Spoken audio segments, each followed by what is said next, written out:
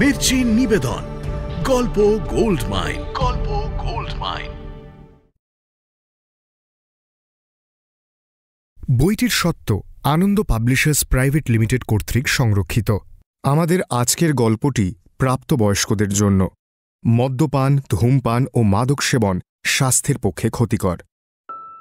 মির্চি গল্প গোল্ড মাইনে আপনাকে স্বাগত। মণিমাণিক্যে ভরা বাংলা সাহিত্যের কিছু জনপ্রিয় গল্প ও উপন্যাস দিয়ে সাজানো গল্প গোল্ড মাইনে আমাদের বিশেষ নিবেদন সরঞ্জিৎ চক্রবর্তী রচিত একটি সুন্দর প্রেমের গল্প পাতা ঝরার মরশুমে। নাট্যরূপ অর্পিতা চট্টোপাধ্যায়, পর্ব পরিচালনায় দেবলীনা আচার্য, প্রযোজনায় ভিজুয়াল অডিও।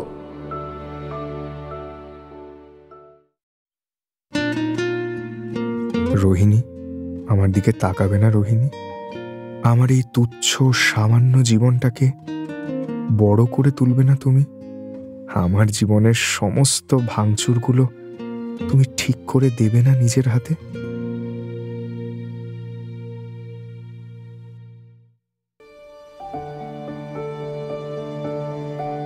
রুদ্র চেষ্টা ব্যর্থ করে তিমিরের হাত থেকে ডুডুকে উদ্ধার করে নিয়ে এলো জ্যাকসন আর সায়কারা। বাড়তি পাওনা সায়কার সঙ্গে ডুডুর বন্ধুত্ব আবার জোড়া লেগে গেল। বলা ভালো আরো গাঢ় হলো। ডুডু মনে মনে এখন উড়ছে যেন, আর টিমের সবাই ভাবছে বিপদ কেটে গেছে। কিন্তু সত্যিই কি তাই? রুদ্র যে আরো দুটো চাল ভেবে রেখেছে, কবির আর দিয়েগো। কি হবে তাদের? ডুডু টেন্টে গিয়ে কিট ব্যাগটা নামাল। ওহ, যা গেল আজকে! দিয়েগো জুতোর ফিতে বাঁধছিল। ডুডুকে দেখে এগিয়ে এলো। কিরে, কোথায় ছিলি? জানিস না টিম নামবে? ভাগ্যিস এমএলএ লেট করলেন, নাহলে কি হতো বলতো? সঙ্গে সঙ্গে জ্যাকসন পাশ থেকে টিপ্পনি কাটল। কি হতো আবার? হাতে হ্যারিকেন, পেছনে ইংরেজি বাজনা।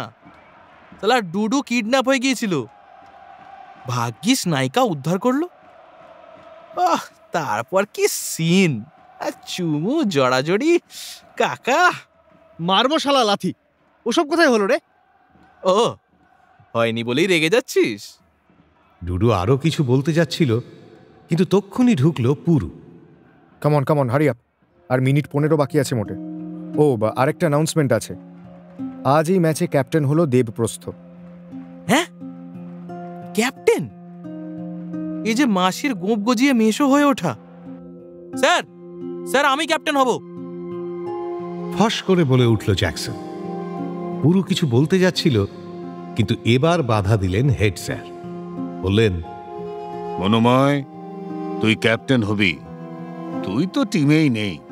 ঠিক আছে, আগে কোঅর্ডিনেট জিওমেট্রির ইলিপসের প্রতিটা ফর্মুলা বলতো। স্যার ঠিক আছে, আমি ভাইস ক্যাপ্টেন হব তাহলে। দিয়েগো এগিয়ে এসে জড়িয়ে ধরল ডুডুকে। বলল, চল ভাই, আজ জিতে আসি। ডুডু এমনিতেই বিহ্বল হয়ে গিয়েছিল। এবার আনন্দে চোখে জল চলে এলো প্রায়। এরা কি ওকে না কাঁদিয়ে ছাড়বে না? ডুডু ড্রেস করতে শুরু করলো। আর তখনই একটা ক্লাস 8-এর ছেলে এসে পুরুকে বলল, স্যার, একটা মেয়ে আপনার সাথে দেখা করতে চাইছে। মেয়ে? পুরুর সঙ্গে? সবাই একসঙ্গে তাকালো। পুরু ডুডুকে ডেকে নিয়ে টেন্টের বাইরে এলো। ওদের সঙ্গে হেড স্যারও বেরিয়ে এসেছেন। ডুডু দেখল স্কুলের সেক্রেটারি প্রাণবল্লভ মিত্র দাঁড়িয়ে আছেন ওখানে। এদিকে মাঠও ভর্তি। বাঁশের ব্যারিকেডের মধ্যে থেকে পুলিশ ভিড় সামলাচ্ছে। এরই মধ্যে লাল রঙের স্কার্ট আর পোলো নেক গেঞ্জি পরে যে মেয়েটা দাঁড়িয়েছিল, তাকে দেখে চোখ কপালে উঠে গেল ডুডু। এই যে শিমুল! কি ব্যাপার? ডুডু জিজ্ঞেস করল। এই, কি ব্যাপার রে শিমুল? পুরো অবাক হয়ে ডুডুকে দেখলো একবার, তারপর শিমুলকে জিজ্ঞেস করল, তুমি আমার সঙ্গে দেখা করতে চাও? কেন? শিমুলকে কেমন যেন বিভ্রান্ত দেখাচ্ছিল। চুলগুলো এলোমেলো, ঠোঁটে খড়ি উঠছে। ও দাঁড়িয়ে ঠোঁট চাটছিল আর বারবার নাক থেকে পিছলে পড়া চশমাটা ঠিক করছিল। ডুডু বুঝল শিমুল কোনো একটা ব্যাপারে খুব টেনশনে আছে। পুরুর প্রশ্নে শিমুলের চোখ মুখ আরো শক্ত হয়ে উঠল। কোনো ক্রমে ও বলল, স্যার, একটা খবর দেওয়ার ছিল। আমি রবিন মেমোরিয়ালে পড়ি। আমি খবর পেয়েছি দিয়েগো নামের ছেলেটা ইচ্ছে করে ম্যাচ ছেড়ে দেবে আজ। স্যার, আমি ফুটবল বুঝি না, কিন্তু মনে হলো এটা আপনাকে জানানো দরকার। পুরুর চোয়াল ঝুলে গেল, চোখ দুটো ঘোলাটে হয়ে উঠল নিমেষে। ও বলল, আমি বিশ্বাস করি না, দিয়েগো মোটেই ওরকম করবে না। শিমুল এবার এগিয়ে গেল পুরুর দিকে। ডুডু দেখল কেমন একটা ডেসপারেট ভাব ওর। ও বলল, স্যার, বিশ্বাস করুন, দিয়েগোর ইন্টেনশন খুব খারাপ, আর আমি এমন জায়গা থেকে খবর পেয়েছি যে তাতে ভুল নেই। কে খবর দিয়েছে তোমাকে? Sir, believe me, I am serious. Diego is bugged. না, দিয়েগো খেলবে। তোমার যা বলার তুমি বলেছ, নাও লিভ। না, ও যাবে না। বাঘের মতো গলা শুনে চমকে তাকালো ডুডু। এতক্ষণে মুখ খুলেছেন প্রাণবল্লভ মিত্র। উনি আবার বললেন, দিয়েগো খেলবে না। মানে একটা কোথাকার কে মেয়ে তার কথায় দিয়েগো খেলবে না? ওর জায়গায় অন্য কেউ খেলবে। কিন্তু আমার টিম হয়ে গেছে। ডুডু আর দিয়েগো ছাড়া স্ট্রাইকার বলতে মনোময় আছে আমার হাতে। দিয়েগো টিমে খেলবেই। পুরু শান্ত কিন্তু দৃঢ় গলায় বলল। এবার যেন রাগে ফেটে পড়লেন প্রাণবল্লভ মিত্র। মানে আমার কথার অবাধ্য হচ্ছ? এই চাকরি করছো কার দেওয়ায় তুমি? পুরো মনোময়কে ট্রেস করাও, এন্ড দ্যাট ইজ ফাইনাল। প্রাণবল্লভ মিত্র আর কথা না বলে টেন্টের মধ্যে চলে গেলেন। ডুডু দেখল পুরুর মুখ লাল হয়ে আছে, কপালে বিন্দু বিন্দু ঘাম।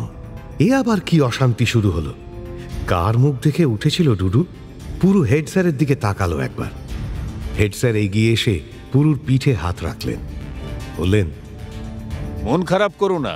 ফার্স্ট হাফটা দিয়েগোকে নামিও না, সেকেন্ড হাফটায় দেখা যাবে। পুরু মাথা নিচু করে টেন্টে চলে গেল। ডুডু ভেবে পাচ্ছিল না ও কি করবে। শিমুল তখনও দাঁড়িয়ে রয়েছে। ডুডু ওর সামনে গিয়ে দাঁড়াল। শিমুল, এসবের মানে কি? তুই খেলা শুরুর মুহূর্তে এসব কি শুরু করলি বলতো? আগে এসে বলতে পারিস নি এগুলো? আমাকেই টাপুর ব্যাপারটা বলল মিনিট 10 আগে, আর আমি থাকতে পারিনি। আমন যেখানে খেলছে সেখানে ও হারলে। শিমুল আর বলতে পারল না। ডুডু অবাক হয়ে তাকিয়ে থাকলো ওর দিকে, ভাবতে লাগলো, আমনকে পছন্দ করে শিমুল? এই আমন যাতে হেরে না যায় তাই শিমুল এসেছে, আর দিয়েগো সত্যি এরকম করছে? এটাও সম্ভব? ডুডু দেখল শিমুল ধীরে ধীরে ভিড়ের মধ্যে হারিয়ে গেল। ও কি করবে বুঝতে পারল না। এমন দিনেই ও ক্যাপ্টেন।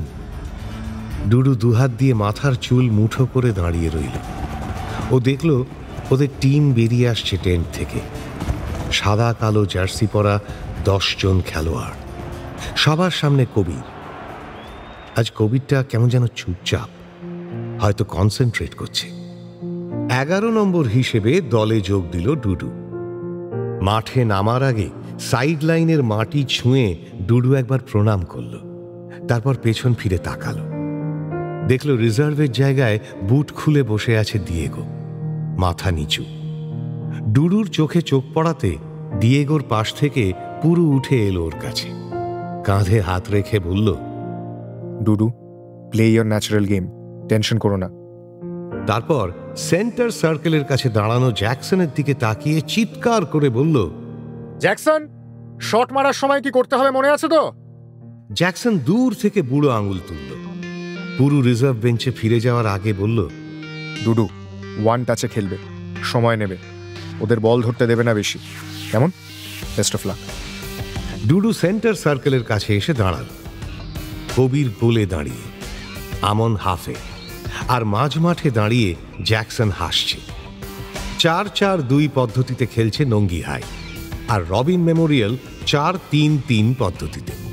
ডুডু দেখল কথা নেই বার্তা নেই, জ্যাকসন হঠাৎ ভুলভাল প্লেয়ার সাজাতে শুরু করেছে। কাউকে বলছে, এই এই এই এই পয়েন্টে দাঁড়া, আর তুই এক্সট্রা কভারটা গার্ড কর, যা যা যা যা যা। আর আমন, তুই একটা কাজ কর, মিড উইকেটে যা। ডুডুর মাথা গরম হয়ে গেল। ও চিৎকার করল, এই জ্যাকসন, কি করছিস নাকি তুই? জ্যাকসন একটুও ঘাবড়ালো না, বরং কান অব্দি হেসে বলল, আরে একটু ফিল্ডিং সাজিয়ে নিচ্ছিলাম, আমি ভাইস ক্যাপ্টেন না। এবার কানের গোড়ায় দেব, সবসময় ইয়ার কি না। রেফারি টস করতে ডাকলো ওদের। নিকেলের মুদ্রা টং করে উঠে গেল হাওয়ায়। টসে রুদ্র জিতে সাইড নিল। ডুডুর সঙ্গে বাধ্যতামূলকভাবে হাত মিলিয়ে চাপা গলায় বলল, তিমিরের হাতে খুব জোর, কি বল? চটটা আলপনার মতো ফুটে আছে তোর মুখে। ডুডু বুঝল এসবের পেছনে তাহলে এই জানোয়ারটাই। দাঁতে দাঁত চেপে ডুডু হাত ছাড়িয়ে নিল। রুদ্র হাসল, বলল, O captain, my captain, come on. ঠিক 4টের সময় রেফারির বাঁশির সঙ্গে শুরু হয়ে গেল খেলা। টমাস চ্যালেঞ্জ কাপের আক্ষরিক অর্থে ফাইনাল। মাঠের পূর্ব প্রান্তে রবিন মেমোরিয়াল আর পশ্চিম প্রান্ত আগলাচ্ছে নঙ্গি হাই। ডুডু স্ট্রাইকার হলেও খেলা শুরুর প্রথম খানিকক্ষণ বল ধরে নিচে নেমে নিজেদের অর্ধে খেলতে লাগলো। দেখলো রবিন মেমোরিয়ালও বিশেষ এগোচ্ছে। অবশ্য সেটাই স্বাভাবিক, ওরা আজ ড্র করলেই কাপটা জিতে যাবে। মিনিট 10 ঢিমে তালে খেলা চলল, আর 12 মিনিটের মাথায় ঘটল ঘটনা। মাঝমাঠ থেকে আমন চিপ করে বলটা রাখলো ডান দিকে। ডুডু ওদের রাইট উইঙ্গারের সঙ্গে 1-2-1 খেলে বলটা নিয়ে পৌঁছে গেল বক্সের মাথায়। রবিন মেমোরিয়ালের ডিফেন্ডার ওকে ট্যাকল করার আগেই আলতো করে বলটা ভাসিয়ে দিল দুটো ডিফেন্ডারের মাথার ওপর দিয়ে জ্যাকসনের দিকে। বলটা রিসিভ করে পুশ করলে 4টে গোলকিপারও গোল বাঁচাতে পারবে না। কিন্তু বুকে রিসিভ করার বদলে জ্যাকসন হঠাৎ শরীরটাকে ছুঁড়ে মাটির সঙ্গে সমান্তরাল করে দিয়ে চাইনিজ ভলি মারতে গেল। বলটা উড়ে এসে লাগলো ওর হাঁটুতে। তারপর গড়াতে গড়াতে চলে গেল কর্নার ফ্ল্যাগের কাছে গোল লাইন অতিক্রম করে। গোল কিক। আরে কি করছিস তুই? ডুডু চিৎকার করে উঠল। জ্যাকসন মুখ কাঁচুমাচু করে বলল, আরে ভাবলাম জিকোর মতো মারবো। গতকালই ESPN-এ পুরোনো খেলা দেখছিলাম একটা, জিকো এভাবেই গোল দিয়েছিল। এই সময় রুদ্র ডুডুর পাশ দিয়ে যেতে যেতে চাপা গলায় ব্যঙ্গ করে বলল, সালা, তোদের সার্কাসের জোকার এবার খেল দেখাচ্ছে। এরপর রবিন মেমোরিয়াল চেপে ধরল কিছুটা। ডুডুদের দম বেরিয়ে যাচ্ছিল। তবে রবিন মেমোরিয়ালের স্ট্রাইকারদের অপদার্থতায় ওদের কোনো শটই গোলে থাকল না। এরই মধ্যে 28 মিনিটে আমন একজনকে কাটিয়ে বল বাড়ালো বাঁ প্রান্তে। ডুডুদের লেফট ব্যাক ওভারল্যাপে গিয়ে বলটা ধরে সেন্টার রাখলো বক্সের মাথায়। ডুডু বুক দিয়ে বলটা নামিয়ে মারতে যাবে, হঠাৎ কোত্থেকে জ্যাকসন উদয় হলো। লিভ ইট টু মি বলেই দুম করে শট মেরে দিল বলটায়। বলটা বেলুনের মতো উড়ে গেল বারের ওপর দিয়ে। জ্যাকসন এবার নিজেই বলল, বলটা ভীষণ খারাপ, বুঝলি? আমি যে ড্রপ শটটা মারলাম বলটা বুঝতেই পারলো না। এরপর আবার চেপে ধরল রবিন মেমোরিয়াল। দুবার প্রায় গোলও হয়ে যাচ্ছিল। প্রথমবার বলটা সোজাই ছিল, কিন্তু কবিরই বুকে লাগিয়ে প্রায় গোল খেয়ে যাচ্ছিল। ভাগ্যিস আমন গোল লাইন সেভ করল। দ্বিতীয়টাও সেরকম। সহজ একটা বল গ্রিপ করতে গিয়ে কবির ফসকাল। বলটা চলে গেল ফাঁকায় দাঁড়ানো রুদ্রর কাছে। কিন্তু এবার তড়িঘড়ি করতে গিয়ে রুদ্র মিস করল। নঙ্গি হাইয়ের সমর্থকদের হাঁপ ছাড়ার শব্দে ডুডুর মনে হলো কোথাও স্টিম ইঞ্জিন ছাড়ল কোথায়। ডুডু বুঝল বিপদ, ঘোর বিপদ। এবার আমরা আস্তে আস্তে হারিয়ে যাচ্ছি খেলা থেকে। কিছুতেই ম্যাচটাকে ধরতে পারছি না। ইস, দিয়েগোটা যদি থাকতো আজকে। আর ঠিক 42 মিনিটের মাথায় ঘটল অঘটনটা। মাঝমাঠে রুদ্র ফাউল করল আমনকে। ফ্রি কিক থেকে ডুডুর মিস পাসে আবার বলটা ধরল রুদ্রই। বল পেয়েই দৌড়তে শুরু করলো ও। সামনে অনেকটা ফাঁকা জায়গা। রুদ্র একজনকে কাটিয়ে ঢুকে গেল নঙ্গি হাইয়ের পেনাল্টি বক্সে। পেছন পেছন তাড়া করেছিল আমন। আর উপায় না দেখে আমন শুয়ে রুদ্রর গোড়ালিতে টোকা মারল। মুখ থুবড়ে পড়ে গেল রুদ্র। পি করে বাঁশি বাজলো রেফারি। পেনাল্টি, সঙ্গে বোনাস হিসেবে হলুদ কার্ড দেখল আমন। ডুডু কোমরে হাত দিয়ে দাঁড়িয়ে পড়ল। ব্যাস, এবার গোলটা খাবে, আর আশা নেই। ও দেখল সাইড লাইনের ধারে একটা জলের বোতল রাগ করে ছুঁড়ে ফেলে দিল পুরু, আর দিয়েগো শূন্য দৃষ্টিতে তাকিয়ে আছে ওদের দিকে। পেনাল্টি স্পটে বল বসিয়ে রুদ্র হঠাৎ এগিয়ে গেল কবিরের দিকে। কিছু একটা বলল, ডুডু শুনতে পেল না ঠিক, কিন্তু লক্ষ্য করল কবির মাথা নিচু করে ফিরে গেল গোলের কাছে। রুদ্র পিছিয়ে এসে আমনের সামনে দাঁড়ালো। এবার মৃদু হেসে বলল, শিমুলকেও কি তুই এভাবেই পেছন থেকে? অবশ্য আমি ওকে খেয়ে দেখেছি, সামনে থেকেও দারুণ। ডুডু কথাগুলো শুনেও কিছু বোঝবার আগেই দেখল আমন ঝাঁপিয়ে পড়েছে রুদ্রর ওপর। এলো পাথাড়ি হাত পা চালিয়ে চিৎকার করে যাচ্ছে। এই শুনে বাচ্চা, আজকে তোকে মেরেই ফেলবো। হারামি, এই তুই বাঁচবি না আমার হাত থেকে। এরকম করবি না। সবাই মিলে কোনো ক্রমে ছাড়িয়ে দিল দুজনকে। রুদ্রর গাল ছড়ে গেছে, থুতনি নীল হয়ে গেছে কিছুটা। আমনকে ধরে রাখা যাচ্ছে না, ও তখনও চিৎকার করে যাচ্ছে। ডুডু বুঝল যা সর্বনাশ হওয়ার হয়ে গেছে। রেফারি উইদাউট বল ফাউল করার জন্য আমনকে রেড কার্ড দেখিয়ে দিল।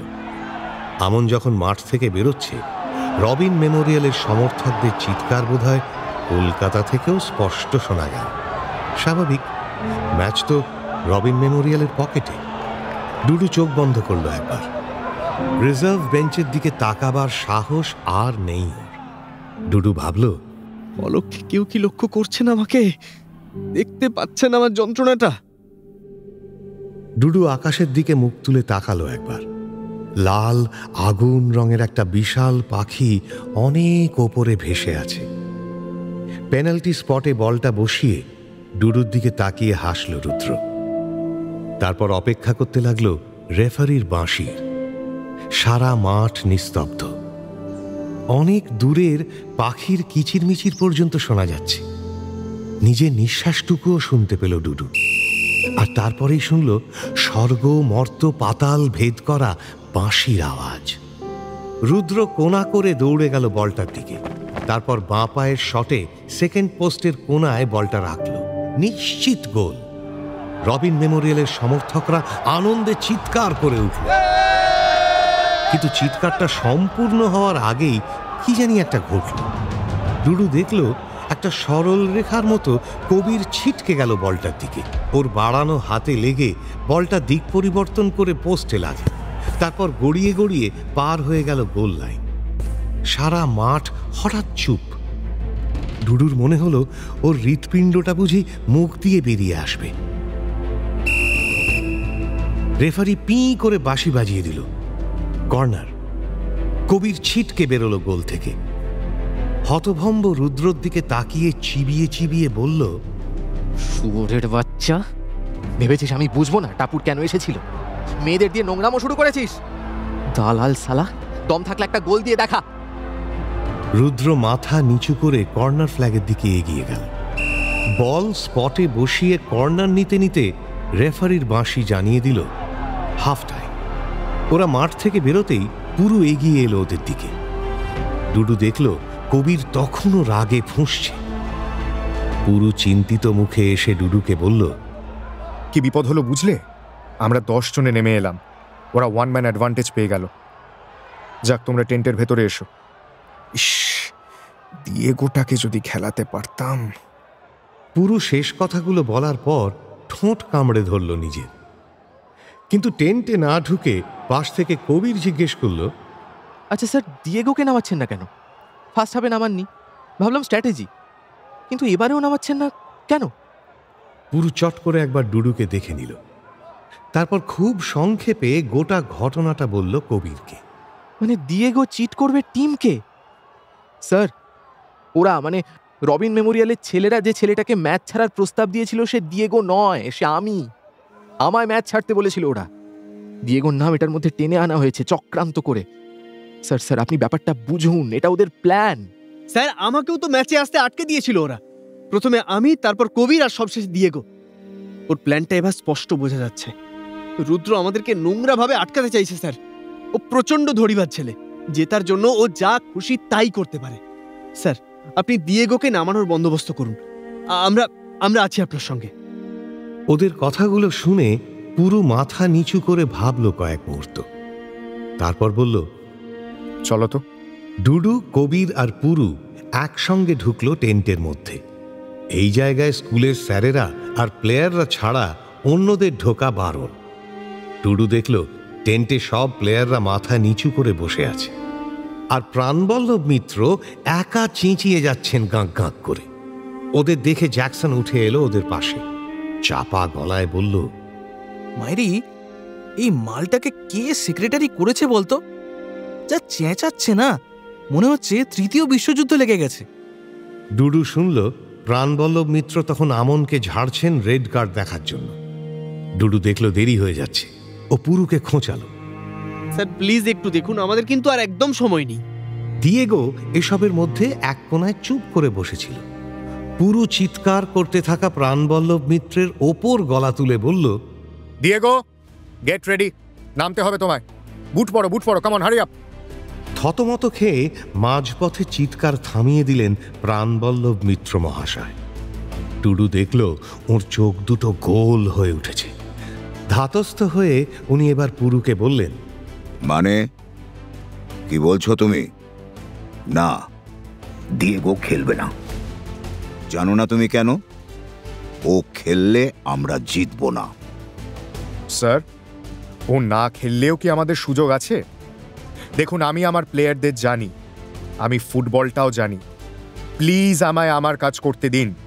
সমস্ত টিম চাইছে দিয়েগো নামুক, আর দিয়েগোকে সত্যিই প্রয়োজন। হ্যাঁ স্যার, দিয়েগোকেই চাই। প্রাণবল্লভ মিত্রের মুখ লাল হয়ে উঠেছে। উনি ভাবতেই পারছেন না যে কেউ ওর বিরুদ্ধে কথা বলতে পারে। উনি আবার চিৎকার করলেন, কি বললে? আমার মুখের ওপর কথা? আমি? প্রাণবল্লভ বাবু, আপনি প্লিজ ওদের খেলতে দিন, আমার ছেলেরা ঠিক জিতবে। হেড স্যার কথাটা বলাতে প্রাণবল্লভ অনেক কষ্টে রাগটা গিললেন। পুরুর দিকে ভস্ম করে দেওয়ার মতো দৃষ্টি দিয়ে বললেন, ঠিক আছে, কিন্তু পুরু, তুমি মনে রেখো, যদি হেরে যাও আমাকে ঘাড় ধরে বের করে দেবেন। পুরু কথাটা শেষ করে দিল নিজেই, আর ডুডু দেখল প্রাণবল্লভ মিত্র গট গট করে টেন্ট ছেড়ে বেরিয়ে গেলেন। এরপর পুরু আর সময় নষ্ট করল না, জোরে বলে উঠল, সবাই একসঙ্গে বসো, আর একটু সময় বাকি আছে মাত্র। শোনো ডুডু, আমি ডিফেন্স থেকে একজনকে তুলে নিচ্ছি। তুমি রাইট হাফে নেমে এসে আমানের জায়গাটা নাও, আর মনোময় সরে আসবে তোমার জায়গায়, মানে রাইট স্ট্রাইকারে। আর দিয়েগো, তুমি নামবে লেফট স্ট্রাইকারে। মনোময় শোনো, শট মারার সময় আমার কথা মনে রাখছো না কেন? তোমরা জেনো ওরা কিন্তু দিয়েগোকে টার্গেট করবে। ফাঁকায় জায়গা নিয়ে তোমাকে এর সুযোগ নিতে হবে মনোময়। শোনো, সমস্ত প্র্যাকটিস, সমস্ত কষ্ট যারা তোমরা এতদিন করেছো, আজ শেষ 45 মিনিট তার পরীক্ষা। কবির, আমি জানি তুমি কোনো গোল খাবে না আজকে। স্পার্টাকাসকে মনে রেখো, তোমরা 300 সৈন্য নিয়ে হাজার হাজার শত্রু সৈন্যকে আটকে দিয়েছিলেন ওরা, আর তোমরা 10 জন নিয়ে 11 জনকে হারাতে পারবে না? পারবে, পারতেই হবে। Let's do it together, come on. ওটা দেখে দিয়েগো মনে হচ্ছে। হ্যাঁ, তাই মনে হচ্ছে। দিয়েগোই মনে হচ্ছে তো আমার। দেখ তো। সারা মাঠ দেখল নঙ্গি হাইয়ের দল যখন মাঠে নামছে, তাদের সবার শেষ প্লেয়ারটাকে। পেটে ঝাঁকড়া চুল, মাটির দিকে চোখ, চাপা গুঞ্জন উঠল ভিড়ের মধ্যে। সেন্টারে বল বসিয়ে নিজের জায়গায় ফিরে গেল দিয়েগো। কিক অফ করার জন্য রুদ্র এগিয়ে এলো। দিয়েগোর দিকে তাকিয়ে জোরে বলল, ইরে, এবারেও গতবারের মতো করবি নাকি? ডুডু দেখল দিয়েগো পাত্তাই দিল না ওকে। রেফারি বাঁশি বাজিয়ে বুঝিয়ে দিল খেলা শুরু। রবিন মেমোরিয়াল প্রথম মিনিট 8 বল নিজেদের মধ্যে দেয়া নেয়া করে কাটাল। ডুডুরা অনেকবার বল তাড়া করল, কিন্তু রবিন মেমোরিয়াল পুরো ডিফেন্সে ঢুকে গেছে। ম্যাচ ড্র করাই যেন ওদের লক্ষ্য। কিন্তু 10 মিনিটের মাথায় হঠাৎ আক্রমণাত্মক হয়ে উঠল রবিন মেমোরিয়াল। 3-4টে লম্বা পাস খেলে ওরা পৌঁছে গেল নঙ্গি হাইয়ের বক্সে। গোল হয় হয় অবস্থা, কিন্তু নঙ্গির লেফট ব্যাক সুমন বলটা কোনো মতে ক্লিয়ার করে দিল। মাঝমাঠে দাঁড়ানো দিয়েগোর কাছে বলটা উঁচু হয়ে এলো। দিয়েগোর পেছনে রবিনের 2টো প্লেয়ার। দিয়েগো বলটা রিসিভ না করে চকিতে শরীর ঘুরিয়ে শূন্যে লাফিয়ে উঠে বলটা পাস বাড়ালো ফাঁকায় দাঁড়ানো জ্যাকসনকে। ডুডু অবাক হয়ে দেখল বলটা নিয়ে জ্যাকসন কিছুটা এগিয়ে পেনাল্টি বক্সের বাইরে থেকেই দুম করে শট মেরে দিল। বলটা গোলের প্রচুর বাইরে দিয়ে গিয়ে লাগলো দর্শকের মধ্যে দাঁড়ানো রবিন মেমোরিয়ালের একটি মেয়ের গায়ে। জ্যাকসন আনন্দে চিৎকার করে উঠল, হোয়াট আ শট! পুরো বুলসআই! জোকার শালা, হ্যাংলার বাচ্চা। খেলা চলতে লাগলো। 15 মিনিট, 20 মিনিট, কিছুই হচ্ছে না। দিয়েগোকে বলই ধরতে দিচ্ছে না ওরা। যতবার ও বল ধরছে কেউ না কেউ এসে মারছে ওকে। এরই মধ্যে রবিনের 2টো প্লেয়ার হলুদ কার্ডও দেখেছে। একটা থ্রোইনের সময় দিয়েগো ডুডুর কাছে এলো, বলল, না রে, এভাবে হবে না, বলটা একটু হোল্ড করার সময় দে আমাকে, তোরা জাস্ট আমাকে কভার কর, জাস্ট কভার কর। 25 মিনিটের মাথায় রবিন মেমোরিয়ালের ভুল পাস থেকে একটা বল পেল দিয়েগো। ডুডু দেখল রবিনের 2টো প্লেয়ার ওর ওপর ঝাঁপিয়ে পড়ার জন্য ছুটে আসছে। ডুডু দিয়েগোকে কাভার করার জন্য হঠাৎ সামনে চলে এলো ওদের। দিয়েগো এই সুযোগটা নিয়ে পাশ দিয়ে বেরিয়ে গেল। ডুডু ওদের ধাক্কায় মাটিতে পড়ে গেল ঠিকই, কিন্তু ওর বিশেষ লাগেনি। মাটি থেকে উঠে ও দেখল গোলের দিকে এগিয়ে চলেছে দিয়েগো। বলটা লাট্টুর মতো বাঁ পায়ে ঘুরছে, ঝাঁকড়া চুলগুলো নড়ছে মাথায়। 4, 5, 6 একের পর এক কাটিয়ে চলেছে ও। সারা মাঠ আবার পুরনো দিনের মতো চিৎকার করছে, Diego, Diego, Diego, Diego, Diego, Diego. সাদা কালো জার্সি পরা বেঁটে ছেলেটার সেদিকে খেয়াল নেই, ও দৌড়ে চলেছে। ততক্ষণে রবিন মেমোরিয়ালের গোলকিপার গোলের মুখ ছোট করার জন্য এগিয়ে এসেছে। সেটা দেখে ছুটন্ত বলের তলায় আলতো করে বাঁ পায়ে মারল দিয়েগো। মেরে আর সেদিকে তাকালো না। কিন্তু ডুডু দেখল, সারা মাঠ দেখল, সাদা কালো বলটা গোলকিপারের নাগাল এড়িয়ে উঁচু হয়ে রামধনুর মতো বেঁকে দ্বিতীয় পোস্টের কোণ দিয়ে গোলে ঢুকে গেল। 1-0 নঙ্গি হাই স্কুল। সবাই পাগলের মতো দৌড়ে গেল দিয়েগোর দিকে।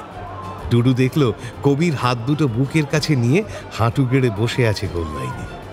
পুরো আনন্দে উত্তেজনায় পাইচারি করছে রিজার্ভ বেঞ্চের সামনে।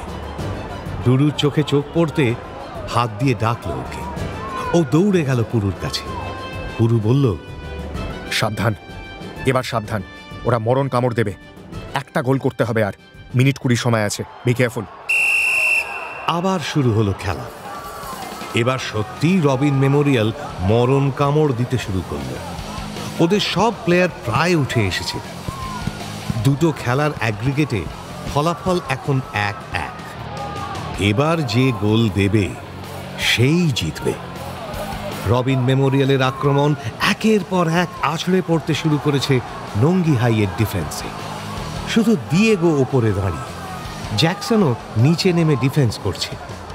ডুডুদের নাকের জলে চোখের জলে অবস্থা। ডুডু বুঝল 10 জন মিলে 11 জনের সঙ্গে পাল্লা টানতে গিয়ে দম ফুরিয়ে আসছে ওদের। 35 মিনিট, 38 মিনিট, এবার সর্বশক্তি দিয়ে ঝাঁপিয়ে পড়েছে রবিন মেমোরিয়াল। কবির একা লড়ে যাচ্ছে, নিজের চেয়ে অনেকটা বড় হয়ে উঠেছে যেন। দিয়েগো মাঝমাঠে দাঁড়িয়ে সমানে চেঁচাচ্ছে, আরে বল দে, আমায় বল দে, বল দে। ডুডু দেখল পুরো সাইড লাইন থেকে দেখাচ্ছে যে আর 5 মিনিট মাত্র বাকি। আর 5 মিনিট মাত্র বাকি, কাম অন, কাম অন। মোটে 5 মিনিট? তাহলে কি এক্সট্রা টাইম খেলতে হবে আজকে? ডুডু জানে এক্সট্রা টাইম খেলতে হলে সব শেষ, কারণ কেউ দম পাবে না। এই 7-5 চিন্তার মধ্যেই একটা কর্নার পেল রবিন মেমোরিয়াল। সবাই এসে জড়ো হলো নঙ্গি হাইয়ের পেনাল্টি বক্সে। শুধু দিয়েগো সেন্টার সার্কেলের মাথায় দাঁড়িয়ে, আর দিয়েগোর পাশে রবিন মেমোরিয়ালের একটা ডিফেন্ডার। আর রবিনের গোলকিপারও গোল ছেড়ে এগিয়ে এসেছে প্রায় ওদেরই কাছে। নিজেদের পেনাল্টি বক্সে দাঁড়িয়ে ডুডু কবিরকে বলল, পারলে বলটা ফিস্ট করে দিয়েগোকে দেওয়ার চেষ্টা করিস তো। রবিনের রাইট আউট কর্নার কিক নিতে গেল। রেফারি কিক নেবার বাঁশি বাজালো। কিক নেওয়া হবে, ঠিক সেই সময় আবার গন্ধটা পেল ডুডু। যেন পায়েস বসিয়েছে কোথাও, নতুন গুড়ের পায়েস। কিসের গন্ধ? চিন্তা করতে করতে বলটা উড়ে এলো। জ্যাকসনের মাথা ছাড়িয়ে ডুডুর মাথা টপকে বলটা নেমে এলো পেনাল্টি বক্সের মধ্যে। প্রায় সবাই একসঙ্গে লাফালো হেড করতে, আর সেই জটলার মাথায় চড়ে বলটা প্রাণপণে ফিস্ট করে দিল কবির। বলটা গিয়ে পড়ল সুমনের পায়ে। ও বলটা মাঝমাঠের দিকে জোরে ক্লিয়ার করে দিল, আর বিদ্যুৎ বেগে বলটা গিয়ে পড়ল সেন্টার সার্কেলের মাথায় দাঁড়ানো দিয়েগোর পায়ে। বলটা গোড়ালি দিয়ে ডিফেন্ডারের মাথার ওপর দিয়ে তুলে প্রায় মাঝমাঠে দাঁড়ানো গোলকিপারকেও কাটিয়ে নিল দিয়েগো। গোলকিপার শেষ মুহূর্তে ঝাঁপিয়ে পড়েছিল, কিন্তু ওই পেছন থেকে তাড়া করে আসা ডিফেন্ডারদের ধাক্কায় দুজনেই পড়ে গেল। বল পায় দিয়েগো একা। বেশ খানিকটা দূরে গোল পোস্ট দেখা যাচ্ছে। দিয়েগো বিদ্যুৎ বেগে দৌড়লো গোলের দিকে। পড়ে থাকা গোলকিপার আর ডিফেন্ডারটাও উঠে দাঁড়িয়েছে ততক্ষণে। অন্যান্য প্লেয়ারদের সঙ্গে ডুডু আর জ্যাকসনও দৌড় দিয়েছে। ডুডু আর চোখে দেখলো পুরো সাইড লাইন ধরে দৌড়চ্ছে, কিন্তু দিয়েগো শট মারছে না কেন? একদম ফাঁকা গোল পেয়েও ও শট মারছে না কেন? ডুডু অবাক হয়ে দেখল পেনাল্টি বক্সে ঢুকে বলটা পায়ের তলায় রেখে হঠাৎ দাঁড়িয়ে পড়ল দিয়েগো। ফাঁকা গোল পেয়েও গোলে বল মারছে না। হ্যাঁচর প্যাঁচর করে দৌড়চ্ছে রবিন মেমোরিয়ালের গোলকিপার। সমস্ত রবিন মেমোরিয়ালের টিম নেমে যাচ্ছে দিয়েগোর দিকে। ডুডু আর জ্যাকসনও জীবনের শ্রেষ্ঠ দৌড়টা শুরু করেছে। সারা মাঠ চিৎকার করছে,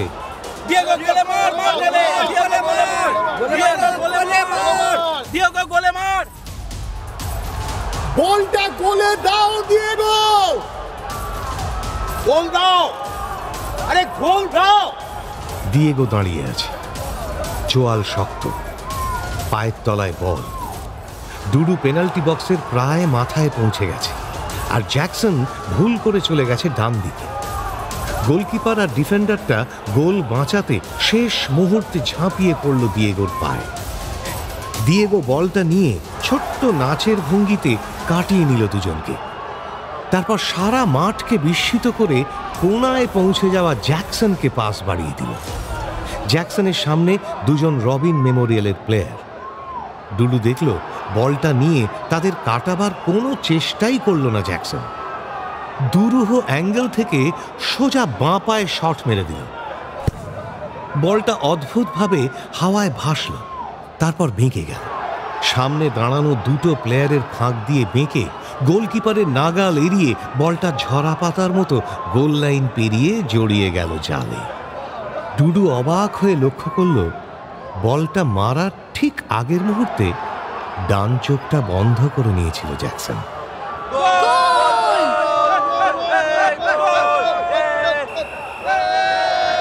রেফারির খেলা শেষের বাঁশিটা চাপা পড়ে গেল নঙ্গি হাইয়ের সমর্থকদের চিৎকারে। ডুডু বসে পড়ল মাঝমাঠে। জিতেছি, শেষ পর্যন্ত জিতেছি আমরা। এত সংকট, মনোমালিন্য, অনিশ্চয়তা কাটিয়ে শেষ পর্যন্ত টমাস চ্যালেঞ্জ কাপ আমরা জিতেছি। ডুডুর খুব হালকা লাগছে এখন। চারিদিকের হইহট্টগোল থেকে মনে মনে নিজেকে বিচ্ছিন্ন করে অনেক ওপরে ভেসে থাকা লাল একটা পাখির দিকে তাকিয়ে রইল। মনে মনে ও ধন্যবাদ দিল পাখিটারও আরো অনেক অনেক ওপরের অলক্ষ্যের একজনকে। তিনি লক্ষ্য করেন, সত্যি তিনি লক্ষ্য করেন। এরই মধ্যে জ্যাকসন দৌড়ে এলো ওর কাছে, বলল, বলটা আবার কথা শুনলো না দেখলি ডুডু? কারণ জানিস, এতদিন তো মোরিয়েন্তেস, রোনাল্ডিনো এরা শট মারছিল, আর আজ মারলো মনোময় মুখোপাধ্যায়। আমি জোকার না? দেখ শালা, একেই বলে জোকার ট্রাম্প। মাঠের হইহট্টগোলের মধ্যে ডুডুর হাতে এমএলএ সাহেব তুলে দিলেন টমাস চ্যালেঞ্জ কাপ, পরপর 3 বার, চিরদিনের মতো। পুরুকে নিয়ে ওরা লোফালুফি করল খানিকক্ষণ। এরই মধ্যে সবার সামনে প্রাণবল্লভ মিত্র এসে জড়িয়ে ধরলেন পুরুকে, বললেন, পুরু, সামনের বারও যেন যেতে নঙ্গি হাই। হইচইয়ের মাঝে এবার ডুডুর কাছে এলো রুদ্র। সেই তেজ আর নেই যেন। ও বলল, সরি ফর এভরিথিং। আমি অনেকভাবে তোদের আটকাতে চেয়েছিলাম, কিন্তু পারলাম না। ইটস নাথিং পার্সোনাল, তবে যদি আর একটা সুযোগ পেতাম আমি তোদের হারাবার চেষ্টা করতাম। Anyway, congrats. পাশ থেকে জ্যাকসন কিছু বলতে যাচ্ছিল, ডুডু বাধা দিল। ও নিজে বলল, তোর হয়তো পার্সোনাল ছিল না, but it was personal to us. আমাদের সবার মুখ থুবড়ে পড়া জীবনটাকে দাঁড় করাবার জন্য জেতার দরকার ছিল এই ম্যাচটা। আর আবার খেলা হলেও তোরা পারতিস না। Rudra, some things are only possible in dreams. এটাও তাই। রুদ্র হাসল। এ অবজ্ঞার হাসি নয়। তারপর ডুডুর কাঁধে চাপড় মেরে চলে গেল। রুদ্র চলে যেতেই জ্যাকসন বলল, ওই দেখ। ডুডু দেখল ভারী মিষ্টি দেখতে একটা মেয়ে ওদের সামনে এসে দাঁড়িয়েছে। মেয়েটা ডুডুদের পাশে দাঁড়ানো দিয়েগোকে বলল, থ্যাংক ইউ, আমার কথা রেখেছো তুমি। এবার বলো, কি বলতে চাও আমায়? দিয়েগো আর কি বলবে? সেই বর্গির আমল থেকে তো শুধু শুনেই গেল। পেছন থেকে জ্যাকসন টিপ্পনি কাটল। দিয়েগো হাসল। এই হাসি, এই চোখ ডুডু এখন চেনে। ও শুনল মেয়েটাকে দিয়েগো বলল, বলবো রূপাই, বলবো, ইন গুড টাইম। যখন সময় হবে তখন তোমাকেই সব বলবো। আমি অপেক্ষা করব দিয়েগো। তোমাদের সেলিব্রেশন হয়ে যাক, আমি তোমার জন্য মাঠের গেটে অপেক্ষা করব। আজ তোমার সঙ্গে ফিরবো আমি। এই বলে মেয়েটা হাজার বটের হাসি দিয়ে চলে গেল ভিড়ে। কিন্তু কবির, কবির কই? একটু দূরে শিমুলের পাশে দাঁড়িয়ে থাকা আমনকে জিজ্ঞেস করলো ওরা। কবির দা এমন গিভ আপ কেস না? ওই দেখ, টেন্টে একা একা বসে আছে। ওরা তাড়াতাড়ি টেন্টে ঢুকে গেল। ডুডু দেখল একা মাটিতে বসে আছে কবির, মাথা নিচু, চোখের কোণ দিয়ে জল পড়ছে ওর। এই জলের মানে এখন বুঝতে পারল ডুডু। টাপুর। ভেঙে যাওয়া প্রেম সারা জীবন বয়ে বেড়াতে হয় মানুষকে, কিন্তু কি করবে বুঝতে পারল না ডুডু। ও দেখল দিয়েগো এগিয়ে গিয়ে বসল কবিরের সামনে। শান্ত গলায় বলল, কবির, চল বাইরে চল। এই মুহূর্ত সারা জীবনে একবারই আসে। আর কাঁদবি না কিন্তু, আর কাঁদবি না। দেখ, কত কিছু ছেড়ে যেতে হয় জীবনে, সেজন্য তো মন খারাপ হবেই। তা বলে সেটা বয়ে বেড়াস না। আজ তুই যা খেললি আমার সারা জীবন মনে থাকবে। চল, আর কাঁদিস না। জানিস না, বয়েজ ডোন্ট ক্রাই। কবির জামার হাতায় চোখ মুছে দিয়েগোর হাত ধরল। তারপর একসঙ্গে উঠে দাঁড়ালো ওরা। টেন্টের বাইরে সায়কা অপেক্ষা করছিল ওর দাদার সঙ্গে। ওকে দেখে ডুডুর মনটা আরো ভালো হয়ে গেল। এবার দাদার সঙ্গে ফর্মালি পরিচয় হলো ওর। দু একটা টুকটাক কথার মধ্যে জ্যাকসন হঠাৎ দাদার হাত ধরে বলল, আচ্ছা, তুমি তো এনডিএতে আছো। আচ্ছা, সেটা কি পলিটিক্সের এনডিএ? এত ইয়াং এজে হঠাৎ পলিটিক্স জয়েন করলে? দাদা থতমত খেয়ে গেল, নার্ভাস হয়ে বলল, আমি আসি আজ, তোমাদের সঙ্গে আবার দেখা হবে। সায়কা, তুই বাড়ি চলে আসিস ঠিক সময়, কেমন? দাদা, মাকে বলিস না কিন্তু, ম্যানেজ করে নিস প্লিজ। সায়কার দাদা চলে যেতেই হঠাৎ জ্যাকসন বলল, আমিও যাই, পরি ওয়েট করছে। তোরা একা একা কথা বল, ঠিক আছে? পরি মানে? হ্যাঁ, এতে আশ্চর্য হওয়ার কি আছে? পরি তোর প্রেমিকা। কি? ডুডু গোল গোল চোখে তাকিয়ে থাকলো জ্যাকসনের দিকে। জ্যাকসন বোকা আর চালাকের রেজাল্টেন্টে হাসি দিল একটা, তারপর চলে গেল। সাইকা বলল, সত্যিই আমি ভেবেছিলাম তোমার সঙ্গে পরীর অ্যাফেয়ার আছে। এত রাগ হয়েছিল না। ভাগ্যিস জ্যাকসন এসে আমায় বলল যে পরী ওর গার্লফ্রেন্ড, আর ভোদু তুমি একটা। কথাটা বলতে পারোনি আমায়। যাক, আজ জিতেছ, আজ আর বকবো না। আজ খুব আনন্দ হচ্ছে আমার। I am so glad, I feel like kissing. Dudu চমকে গেল। কিস!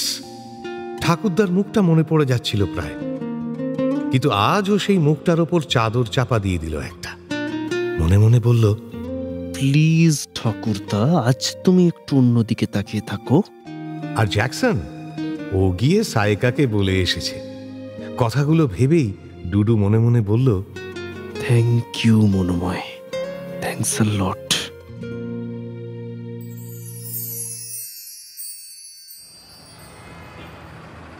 আরও বেশ কিছু পরে টমাস বাটা অ্যাভিনিউ দিয়ে ফিরছিল ডুডুরা। সুন্দর হাওয়া দিচ্ছে একটা। রাস্তার মার্কারি ভেপার ল্যাম্প কণ্ঠহারের মতো জ্বলে আছে পরপর। কোনো কথা বলছিল না ওরা, শুধু আলতো করে হাত ধরে আছে একে অপরের।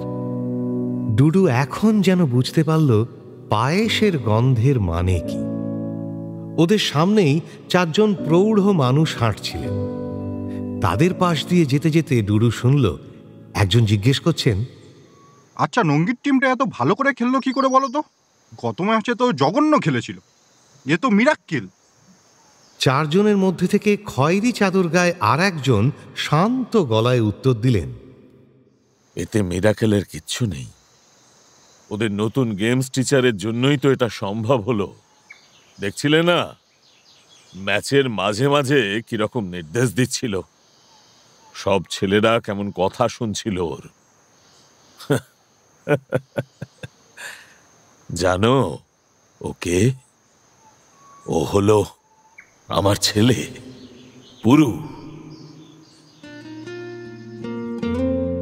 ডাক পয়েন্টের কাছে এসে হঠাৎ সাইকা ডুডুর হাত জড়িয়ে ধরল। মাথাটা আলতো করে একবার ওর কাঁধে রেখে সরিয়ে নিল। আস্তে আস্তে সাহেব কলোনির রাস্তায় হাঁটতে লাগলো ওরা। এই প্রায় সন্ধ্যের অল্প আলোয় ডুডু দেখল হিরে মুক্তোর মেয়েটা চোখে পৃথিবীর সমস্ত ভালোবাসা জড়ো করে ওর দিকে তাকিয়ে রয়েছে। ডুডু আরেকটু কাছে টেনে নিল ওকে। শীত শেষের ওম নিয়ে সাইকা মৃদু আদুরে গলায় বলল, ডুডু। ডুডু নামটা প্রথম থেকেই এত ভালো লেগেছে না আমার।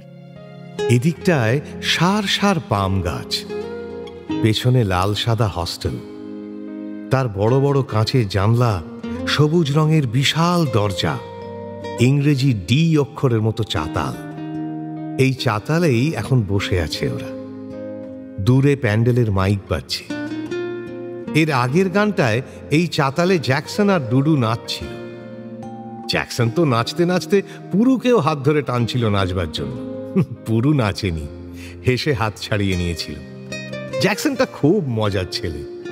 ওরা যেখানে বসে আছে তার কিছু দূরে বাটার রাস্তা।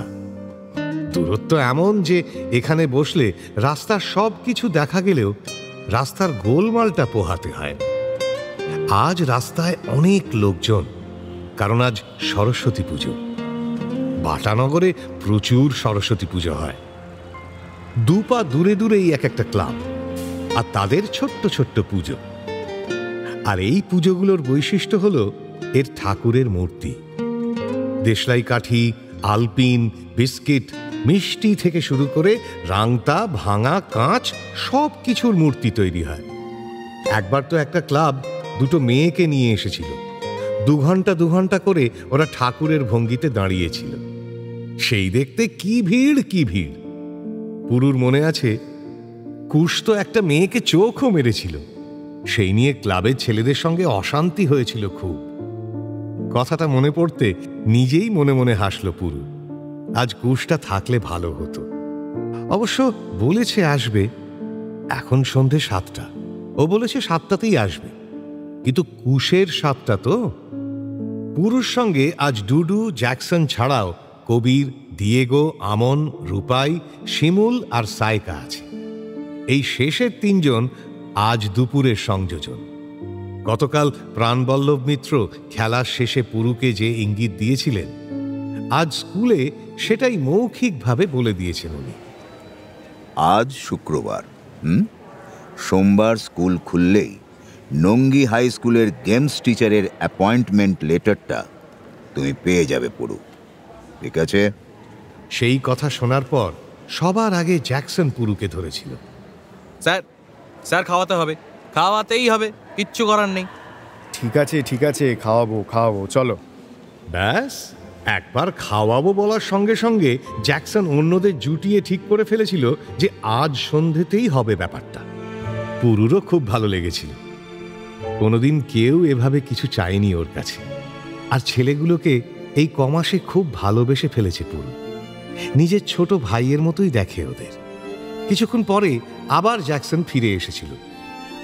পুরু তখন পরিবেশন করছে। স্কুলে সরস্বতী পুজোয় খিচুড়ি, বাঁধাকপির তরকারি, বেগুন ভাজা, চাটনি, পাঁপড় আর পায়েস হয়। ক্লাসঘরের সামনের লম্বা বারান্দায় ছাত্ররা খেতে বসে। পুরো সবে পায়েসের বালতিটা নিয়েছে, এমন সময় জ্যাকসন এসে হাজির। বলল, স্যার আমরা তো আসবই, আরো কয়েকজনকে নিয়ে আসবো। আরো কয়েকজন মানে স্যার কয়েকজন মেয়েকে, ওরা আমাদের বন্ধু স্যার, অন্য কিছু ভাববেন না কিন্তু, নতুন বন্ধু বলতে পারেন। আনবো স্যার, মানে ওরা আসলে ভালো হবে। ঠিক আছে, অত ব্যাখ্যা দেবার কিছু নেই, নিয়ে এসো। সেই ওরা এসেছে। শিমুল অবশ্য একটু কিন্তু করছিল। গতকাল মাঠে যে ও ভুল তথ্য দিয়েছিল সেটা ততক্ষণে জেনে গেছে ও। কিন্তু এখানে সবাই মিলে যখন বলেছিল ওতে ওর কোনো ভুল নেই, তখন খানিকটা স্বাভাবিক হলো। এতক্ষণে অবশ্য পুরু বুঝে গেছে এই বন্ধু মেয়েগুলো আসলে কারা। পুরুর বেশ মজাই লাগছে। ভাবছিল, এই অল্প বয়সী ছেলেমেয়েগুলোর ভাব ভালোবাসা খুব অদ্ভুত হয়। আর কোনো বয়সেই বোধহয় মানুষ এরকম সর্বস্ব পণ করে প্রেমে পড়তে পারে না। বেশ লাগছে ওদের। আর এই ভালো লাগাটুকুর মধ্যে থেকে হঠাৎ টাপুরের কথা মনে পড়ে গেল পুরুর। টাপুরও কি সর্বস্ব দিয়ে ভালোবাসেনি পুরুকে? এই সমাজে দাঁড়িয়ে টাপুর তো অনেকখানি মাত্রা ছেড়ে বেরিয়ে এসেছিল পুরুর জন্য। পুরুর মনে পড়ে গেল আজ দুপুরের কথা। স্কুলের পুজো পরিবেশন শেষ করে বাড়ি ফিরছিল পুরু। ওর সঙ্গে ছিল ওদেরই স্কুলের বায়োলজি টিচার মৃণালদা আর তাঁর বন্ধু অর্ণবদা। অর্ণবদাকে পুরু ছোটবেলা থেকে চিনত। মৃণালদা আর অর্ণবদা মৃণালদার বাড়িতে একসঙ্গে ঢুকে যাওয়ার পর পাড়ার ভেতরের রাস্তা দিয়ে একাই ফিরছিল পুরু। এই রাস্তাটা সরু, ছায়ায় ঢাকা। মাঝে মাঝে দু একটা বাঁকে ছোট ছোট ছেলেরা ৩-৪ ফুটের প্যান্ডেল বানিয়ে সরস্বতী পুজো করছে। কিন্তু দুপুর বলেই কেমন ঝিম ধরা একটা ভাব সব দিকে। এর মধ্যে দিয়ে হেঁটে হেঁটে ফিরছিল পুরু। সাইকেল আনেনি সঙ্গে। হাঁটতে হাঁটতে ও চলে এসেছিল শনি বুড়োর বাগানের সামনে। বাটানগরে এই বাগান খুব বিখ্যাত। বসন্তের আভাস পেয়ে বাগান আবার রং ধরছে এখন। আর এই বাগানের সবুজ হলুদ পাতার মধ্যে থেকে হঠাৎ ওর সামনে বেরিয়ে এসেছিল টাপুর। চোখ ধাঁধিয়ে গিয়েছিল পুরুর। সবুজ পাড়ের বাসন্তী শাড়ি পরেছে টাপুর, মাথায় আলগা একটা খোঁপা, দুই ভুরুর মাঝখানে সবুজ টিপ। এরকম টাপুরকে কোনো দিন দেখেনি পুরু। অবাক হয়ে টাপুরের দিকে তাকিয়েছিল ও। কোনো কথা বলতে পারছিল না। টাপুরই প্রথম কথা বলেছিল। হাতের প্যাকেট থেকে দুটো বড় তালশাঁসের সন্দেশ পুরুর হাতে দিয়ে বলেছিল, আমাদের বাড়িতে পুজো হয়েছে, তার প্রসাদ খেয়ে নাও। আমি অনেকক্ষণ থেকে তোমার জন্য অপেক্ষা করছি পুরু, এত দেরি করলে কেন? পুরু হতভম্ব হয়ে তাকিয়েছিল টাপুরের দিকে। আসলে এত সুন্দর লাগছিল টাপুরকে যে দম বন্ধ হয়ে আসছিল পুরুর। টাপুর আবার বলল, পুরু, আর বছর খানেক, তারপর আমি বিদেশে চলে যাব। আমার জেঠু থাকে কানাডায়, আমি চলে যাব জেঠুর কাছে। জানো, বাবা মা আমাকে পাঠাতে চায় না, কিন্তু আমি জেদ ধরেছি, আমি যাবই, আর থাকবো না এখানে। তুমি ভাবছো এসব তোমায় বলছি কেন, কিন্তু পুরু, আমি তো তোমার জন্যেই চলে যাচ্ছি। আমি সহ্য করতে পারবো না যে তুমি এই শহরে থাকবে কিন্তু আমার হবে না। টাপুর ঠোঁট কামড়ে মাটির দিকে তাকিয়েছিল। পুরু সন্দেশ হাতে দাঁড়িয়েছিল বোকার মতো, একটা কথাও মুখ দিয়ে বেরোচ্ছিল না ওর। টাপুর আবার বলল, তুমি আমায় এত কষ্ট দিলে পুরু। আমি জানি আমি খুব লাউড, তা বলে আমায় ভালোবাসতে পারলে না তুমি। তাই তো রাগ হয়েছিল আমার। তোমায় জব্দ করতে চেয়েছিলাম আমি। বোকা শিমুলটাকে দিয়ে মিথ্যে খবর পাঠিয়েছিলাম তোমার দল ভাঙতে। আমি চাইছিলাম তোমায় হারাতে, কিন্তু তুমি জেতায় আনন্দ হচ্ছে কেন আমার? পুরো তুমি এর উত্তর জানো? জানো, এখনো আমি পড়ার টেবিলে বসলে দেখতে পাই গম্ভীর মুখের একটা ছেলেকে, যে সাইকেল স্ট্যান্ড করে উঠে আসছে আমার পড়ার ঘরে। আমি স্পষ্ট দেখি টেবিল ল্যাম্পের আলোয় তুমি মুখ নিচু করে বই দেখছ, আর টেবিলের ওই পারে বসে আছে ক্লাস 9-এর একটা মেয়ে। তার গলা শুকিয়ে কাঠ, হাতের তালুতে ঘাম। তুমি চলে যাওয়ার পর তোমার চেয়ার ধরে দাঁড়িয়ে থাকতাম আমি। টেবিলে তোমার হাত রাখার জায়গায় আমার হাত রাখতাম। বালিকা থেকে নারী হয়ে ওঠার সবটুকুতে তুমি আমার সঙ্গে ছিলে পুরু, আমার সঙ্গে থাকবেও। আর কোনো দিন আমাকে তুমি দেখবে না, দেখা হলেও আমি চিনব না তোমায়, কিন্তু মনে রেখে দেব। তুমি মনে রাখবে কি রাখবে না সেটা প্রশ্ন নয়, আমি তোমায় সারা জীবন মনে রেখে দেব পুরু। শুধু এটুকু জেনো, একটা পাগলি তোমায় প্রচন্ড ভালোবেসেছিল, আর আজ এই দুপুরে সেই পাগলিটার মৃত্যু হলো। এই মুহূর্তটুকু, তোমার এই বয়সটুকু চিরদিনের মতো আমার হয়ে গেল। এই দুপুর, এই রোদ কোনো দিন পৃথিবীতে ফিরে আসবে না আর। আমাদের বিচ্ছেদের সঙ্গে এরও মৃত্যু হলো আজ। আর একটা কথাও না বলে পুরুকে একা রেখে চলে গিয়েছিল টাপুর। খাঁ খাঁ দুপুরে নিঝুম রাস্তায় একা দাঁড়িয়েছিল পুরু। হাতের সন্দেশটুকু না থাকলে ও হয়তো বিশ্বাসই করত না টাপুর এসেছিল। যে মেয়েটাকে ও মনে মনে ঘৃণা করত, তার সামনে নিজেকে খুব ছোট মনে হচ্ছিল পুরুর। এসব মনে পড়াতে এতজনের মধ্যে বসেও নিজেকে কেমন নিঃসঙ্গ লাগলো পুরুর।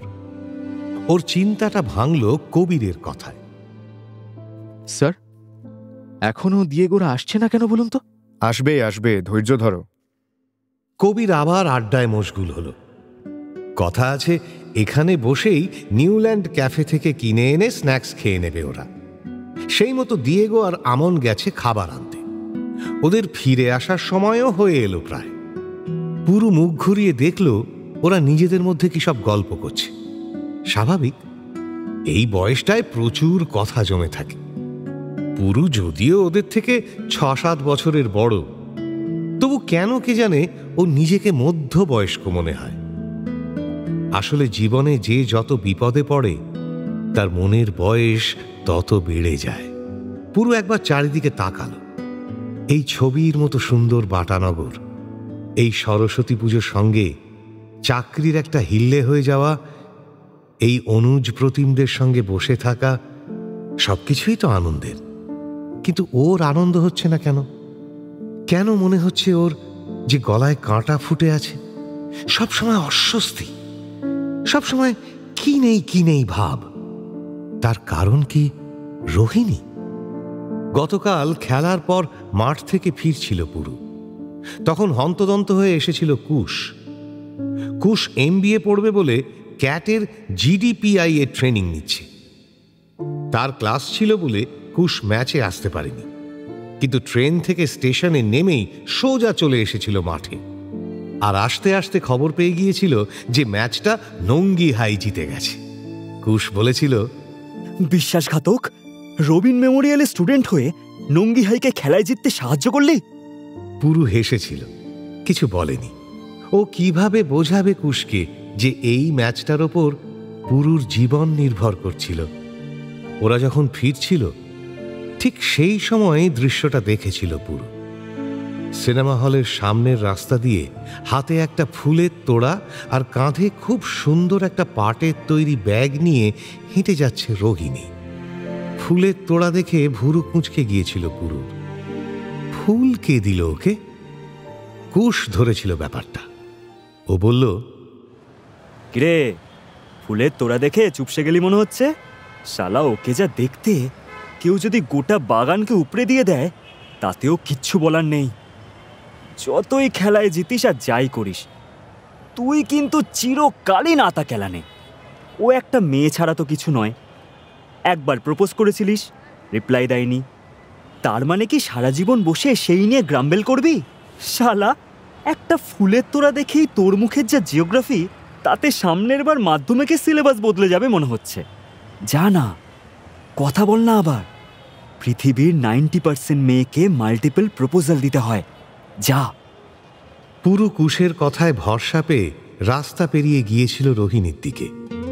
রোহিণী পুরুকে সামনে দেখে যেন ভূত দেখেছে এমনভাবে চমকে উঠেছিল। তারপর দ্রুত পুরুকে কোনো কথা বলার সুযোগ না দিয়েই চলে গিয়েছিল পাশ কাটিয়ে। বোকার মতো দাঁড়িয়েছিল পুরু। রাস্তায় তখন মাঠ থেকে খেলা দেখে ফেরা লোকের ঢল। তাই অত লোকের মাঝে কিছু করতেও পারিনি পুরু। শুধু বোকার মতো দেখছিল বড় একটা মাঠ, নানান ধরনের গাছ, আর তার মধ্যে দিয়ে যাওয়া উঁচু নিচু রাস্তার ওপর দিয়ে চলে যাচ্ছে রোহিণী। তখন থেকে ওর মনটা খচখচ করছে। সবকিছু করেও যেন কিছুই করতে ইচ্ছে করছে না। স্যার, কি চিন্তা করছেন? জ্যাকসন পুরুর পাশে বসে জিজ্ঞেস করল। পুরু দেখল অন্যরাও এসে ওকে ঘিরে বসে পড়েছে। মাঘ মাস চললেও শীত হঠাৎ কমে এসেছে এখন, তাই কারোর গায়ে খুব কিছু শীতের পোশাক নেই। সবার মুখ চোখ দেখে ভারী আনন্দ হলো পুরুর। ইস, ও যদি এই বয়সটা ফিরে পেত আবার। কি স্যার, বলছি কি চিন্তা করছে না তো? আবার প্রশ্ন করল জ্যাকসন। পুরু সামান্য হেসে বলল, কই কিছু না তো। তাহলে এবার চিন্তা করুন। আচ্ছা স্যার, বলুন তো, একটি অবিবাহিতা মেয়ে নিচে দাঁড়িয়ে আছে, এর ইংলিশ ট্রান্সলেশন এক কথায় কি হবে? মানে একটাই ইংলিশ শব্দ বলতে হবে যার মানে দাঁড়াবে এটা। পুরু হাসল। এ আবার কিরকম প্রশ্ন? খানিকক্ষণ চিন্তা করে বলল, ধুস, পারবো না, তুমি বলো। পুরু হাল ছেড়ে দেওয়ায় জ্যাকসন তৃপ্তির হাসি দিল। তারপর বাকিদের দিকে ফিরে বলল, এনিওয়ান? তোরা কেউ পারবি? সবাই চুপ। পুরু বুঝলো কেউ পারবে না। জ্যাকসন মিটিমিটি হাসছে। কেন সাসপেন্স ক্রিয়েট করছো? বলে দাও না। তাহলে সবাই ফেল তো? না, ফেল নয়, উত্তরটা হলো মিসআন্ডারস্ট্যান্ডিং। পুরু অবাক হয়ে দেখল ওদের জটলার থেকে একটু দূরে মোটর বাইক স্ট্যান্ড করতে করতে জবাবটা দিল কুশ। জ্যাকসন থতমত খেয়ে গেল, এটাও আশা করেনি। তারপরেই ছুটে গেল কুশের দিকে। গুরু গুরু জিও। জ্যাকসন কুশের হাত ধরল। পুরু ভাবল একেবারে শেয়ানে শেয়ানে হয়েছে। ও কথা ঘোরাবার জন্য বলল, কিরে, দেরি হলো? যাকে পরিচয় করিয়ে দিই, এ হলো কুশ, আমার বন্ধু, আর এরা হলো। কুশ পুরুকে কথা শেষ করতে না দিয়ে নিজেই এগিয়ে গিয়ে সবার সঙ্গে পরিচয় করে নিল। ঠিক সেই সময় ওরা দুটো সাইকেল বেল বাজিয়ে হাজির হলো সেখানে। পুরু দেখল দুটো ঢাউস সাদা পলিপ্যাকে খাবার দাবার নিয়ে এসেছে দিয়েগো আর আমন। ওরা খাবারের প্যাকেটগুলো বের করার উদ্যোগ নিতে যাবে, এমন সময় কুশ ফিসফিস করে পুরুর কানে বলল, রোহিণীকে দেখলাম রাকার সঙ্গে বেরিয়েছে, সিনেমা হলের সামনে ফুচকা খাচ্ছে, এখন গেলে ধরতে পারবি। পুরু রোহিণীর নাম শুনে চিড়িং করে শক খেল যেন। ওহ, আবার সেই মেয়েটার কথা কেন? ও অভিমান ভরে বলল, না, আমি যাব না। ছ্যাবলামো করিস না, যা, prove your tenacity, girls like that. এই সামান্য কথাতেই পুরু দ্বিধায় পড়ে গেল। কুশ এবার আলতো ধাক্কা দিয়ে বলল, যা না শালা। পুরু এবার সত্যিই উঠল। এখান থেকে সিনেমা হল খুব কাছে, 3-4 মিনিটের হাঁটা পথ। পুরু সবাইকে একটু আসছি বলে জোরে পা চালালো সিনেমা হলের দিকে।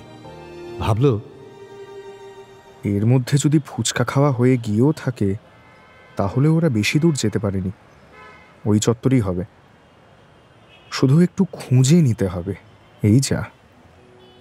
সিনেমা হলের চত্বরটা বেশ ঝলমল করছে আজ, আর হবেই তো। সরস্বতী পুজো বলে কথা, পুরুকে বেশিক্ষণ খুঁজতে হলো না। দেখল বড় রাস্তা দিয়ে একটু দূরে হেঁটে যাচ্ছে দুই বোন। সামান্য ভিড় থাকলেও দুজনকে চিনতে অসুবিধে হলো না পুরু। ও রোহিণীদের পিছু নিল। আজ একটা হেস্তনেস্ত করবেই ও। রোহিণী বহুত ঝুলিয়েছে ওকে, এতদিনে একটা কথাও বলেনি। অহংকার না, আজ ওর সমস্ত অহংকার ভাঙবে পুরু। দুটো পুজো প্যান্ডেলের মাঝখানের অপেক্ষাকৃত ফাঁকা জায়গায় পুরু গিয়ে দাঁড়ালো ওদের সামনে। পুরু লক্ষ্য করল ওকে দেখেই রোহিণীর মুখটা যেন হঠাৎ সাদা হয়ে গেল, ঠিক গতকালের মতো। পুরু ভাবল, ও কি দৈত্য না দানব? ওকে এত ভয় পাওয়ার কি আছে? পুরু কঠিন গলায় বলল, আমাকে চিনতে পারছো রোহিণী? মানে আমাকে চিনতে পারো তুমি? আমি কি অন্যায় করেছি বলতে পারো? আর কতদিন তোমার কাছে আসবো আমি? আমাকে পছন্দ হয় না সেটা সরাসরি বলে দিলেই তো পারো। এভাবে অবজ্ঞা করার কথা না বলে চলে যাওয়ার কি মানে হয়? তুমি সুন্দরী বলে তোমার খুব অহংকার না? তুমি জানো ভালোবাসলে কেমন লাগে, কতটা কষ্ট হয়? আমায় এভাবে কষ্ট দিয়ে কি লাভ তোমার? বলো, কথা বলছো না কেন? কেন কথা বলছো না বলো? পুরু শেষ কথাগুলো বলার সময় একটু চিৎকার করে ফেলল। ও দেখল রোহিণী কাঁপছে। ওর অতর্কিত আক্রমণে রাকাও হতবাক। পুরু আরো কিছু বলতে যাচ্ছিল, কিন্তু রোহিণী আর দাঁড়ালো না। পেছন ফিরে দ্রুত হাঁটতে লাগলো ওদের বাড়ির দিকে। পুরুও ওর পিছু নিত, কিন্তু রাকা এবার হাত ধরে ফেলল পুরু। ও তাকিয়ে দেখল রাকার চোয়াল শক্ত হয়ে আছে, চোখ দুটোও যেন জ্বলছে। পুরু এবার নিজে হতভম্ব হয়ে দাঁড়িয়ে পড়ল। রাকা কঠিন গলায় বলল, আপনি দিদির সম্বন্ধে কতটুকু জানেন যে ওকে অহংকারী বললেন? দিদি ভালো, প্রতিবাদ করতে পারে না, তাই আপনি যা ইচ্ছা তাই বলে যাবেন? খুব তো ভালোবাসেন বলছেন, যাকে ভালোবাসেন তাকে এতগুলো কথা শোনাতে খারাপ লাগলো না? পুরুর তেজ কমে গেছে এতক্ষণে। আসলে খুব বেশিক্ষণ তেজ করে থাকতে পারে না পুরু। ও হতাশ গলায় বলল, আমি কি করব? তোমার দিদি আমায় মানুষ বলে গণ্য করে না। তুমি বুঝবে না এর যন্ত্রণা। জানো, আমার কথার উত্তর পর্যন্ত দেয় না। সত্যি কথাটা শুনবেন? মনের জোর আছে? শোনার পর দিদিকে ভালোবাসবেন? আর মানে কি বলছো তুমি? রাকা স্থির দৃষ্টিতে তাকিয়ে থাকলো পুরুর দিকে, তারপর বলল, শুনুন, তবে আমার দিদি কথা বলতে পারে না। জন্ম থেকেই ষড়যন্ত্রের একটা ডিফেক্ট আছে ওর। ও সব শুনতে পায় কিন্তু কিছু বলতে পারে না। সেই জন্যই সবসময় সংকুচিত হয়ে থাকে ও। বুঝলেন তো কেন ও কিছু বলে না আপনাকে? তারাতলার কাছে একটা ফিজিক্যালি চ্যালেঞ্জড বাচ্চাদের স্কুলে পড়ায় ও। সেটুকু নিয়েই থাকে। আপনি ওকে পছন্দ করেন শোনার পর থেকে ওর জীবনটা একটু অন্যরকম হয়েছে। কিন্তু আর কি আপনি ওকে পছন্দ করবেন? ভালোবাসবেন? একটা বোবা মেয়েকে ভালোবাসবেন আপনি? পুরু নিষ্পলক তাকিয়ে রইল কিছুক্ষণ, তারপর জিজ্ঞেস করল, ও কি আমায় পছন্দ করে রাকা? আমি জানি না, নিজেই জিজ্ঞেস করুন গিয়ে। পুরুর মাথা ঘুরছে যেন, ওর হাত পা কাঁপছে। এখন রোহিণী কোথায়? পুরু প্রায় দৌড়তে লাগলো রোহিণী যে পথে হেঁটে গেছে সেই পথে। রোহিণী কি বাড়ি চলে গেল? প্রায় মল্লিক বাজারের মোড় এসে গেছে। ডান দিক দিয়েই রোহিণীদের বাড়ি যাওয়ার রাস্তা। পুরু দ্রুত বাঁক নিল সেই দিকে, আর তখনই চিৎকার শুনল একটা। স্যার ওদিকে না, সোজা গেছে, সোজা বাটা ফ্যাক্টরির দিকে। পুরু ঘাড় ঘুরিয়ে দেখল রাস্তার অন্য দিক থেকে জ্যাকসন চেঁচাচ্ছে। ওর পাশে দিয়েগো, আমন, কবির, সায়কা, শিমুল, রূপাই আর কুশ সবাই একসঙ্গে ওকে বাটা ফ্যাক্টরির রাস্তাটা দেখাচ্ছে। পুরু থতমত খেয়ে গেল। ওরা জানলো কি করে? যাকে পুরু এবার বাটা ফ্যাক্টরির রাস্তার দিকে যেতে লাগলো। ও জানে এই পথ দিয়েও রোহিণীদের বাড়ি যাওয়া যায়, কিন্তু এখানেই বা রোহিণী কোথায়? এদিকটা বেশ ফাঁকা, এখানে পুজো টুজো হয় না। সন্ধ্যের পর থেকেই ঝিম মেরে থাকে অঞ্চলটা। পুরো এদিক ওদিক দেখতে লাগলো। এবার ভয় করতে লাগলো ওর। যখন রোহিণীকে এসব কথা বলেছে তখন ওর মাথা ঠিক ছিল না। ছি ছি ছি ছি, কি বলতে কি বলেছি? মেয়েটা যদি কিছু করে বসে। ছি ছি ছি ছি ছি, কি করলাম? পুরো পাগলের মতো এদিক ওদিক তাকাতে লাগলো। চারদিকের গাছপালার মধ্যে ঠাহর করা মুশকিল। তবে কি ফিরে গিয়ে অন্য জায়গায় দেখবে? পুরু যখন কি করবে বুঝতে পারছে না, ঠিক তখনই চোখে পড়ল ওর দূরের দুটো বকুল গাছ, আর তার মাঝে দাঁড়িয়ে রয়েছে রোহিণী। পুরু একটু হেঁটে একটু ছুটে ওর সামনে গিয়ে দাঁড়ালো। রোহিণী মাটির দিকে তাকিয়ে দাঁড়িয়ে আছে। পুরু সামনে যাওয়াতেও মুখ তুলে তাকালো না। পুরু নরম করে ডাকল, রোহিণী, আমার দিকে তাকাবে না রোহিণী? আমার এই তুচ্ছ সামান্য জীবনটাকে বড় করে তুলবে না তুমি? আমার জীবনের সমস্ত ভাঙচুরগুলো তুমি ঠিক করে দেবে না নিজের হাতে? রোহিণী, আমাকে তোমার কাছে একটু রাখবে তুমি? আমাকে সারিয়ে তুলবে, একটু তুলবে? রোহিণী ধীরে ধীরে মুখ তুলে তাকালো পুরুর দিকে। পুরু অবাক হয়ে দেখল সেই চোখ। এত সহজ, কিন্তু এত রহস্যময় আর কিছু কোনো দিনও দেখেনি পুরু। পুরু ভাবল, যার চোখ এত কথা বলে সে না হয় কথা বললই না, কি এসে গেল তাতে? পুরু আলতো করে হাত ধরল রোহিণী। হঠাৎ বড় রাস্তার ওখান থেকে হল্লা উঠল একটা। পুরু দেখল কুশ আর বাকিরা দাঁড়িয়ে আছে দূরে, আর ওদের দিকে হাত নাড়ছে। পুরু হাসল, দেখল রোহিণী শক্ত করে ওর হাতটা ধরে রয়েছে। হঠাৎ মৃদুমন্দ হাওয়া বইতে লাগল। সরস্বতী পুজোর সন্ধে গাঢ় হয়ে রাতের দিকে চলতে লাগলো। ওরা দুজনে দুজনকে ধরে দাঁড়িয়ে রইল ওই বকুল গাছের তলায়। আকাশে ভেসে থাকলো শুক্লা পঞ্চমীর চাঁদ। দু চারটে রাতের পাখি হাওয়া কেটে চলে গেল কোথাও। তখন দূরে ছায়ার মতো মানুষেরা সুখ দুঃখ পেরিয়ে হেঁটে চলেছে। গাছেদের নতুন হয়ে ওঠার সময় হয়ে এলো। পাতা ঝরার মরশুম শেষ হয়ে এলো প্রায়। বসন্ত আসছে।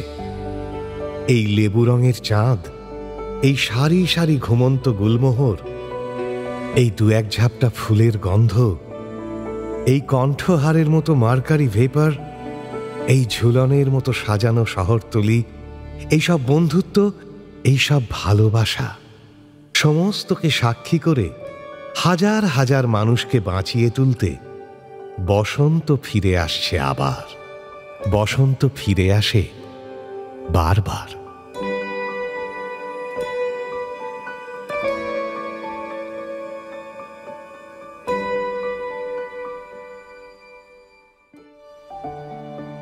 পাতা ঝরার মরশুমে, উপস্থাপনায় শিবাশিস বন্দ্যোপাধ্যায়, নাট্যরূপ অর্পিতা চট্টোপাধ্যায়, পর্ব পরিচালনায় দেবলীনা আচার্য, মুখ্য চরিত্রে গল্প পাঠে শেখর, পুরু মির্চি অগ্নি, টাপুর শ্রেয়সী বন্দ্যোপাধ্যায়, দিয়েগো ঋতব্রত মুখার্জি, কবির সায়ন্তন ঘোষ, জ্যাকসন অন্বেষ দে, ডুডু সৌম্য চ্যাটার্জি, হেড স্যার শেখর দাস, শিমুল ছন্দবাণী দত্ত, প্রাণ বল্লভ শঙ্করী প্রসাদ মিত্র, রুদ্র ভিকি দাস, আমন আর্যদেব চ্যাটার্জি, রূপাই অধ্যায় সাহা, সায়কা সুস্মিতা সর্দার, পুরুর বাবা রূপন দাশগুপ্ত, কুশ কুশল ভট্টাচার্য।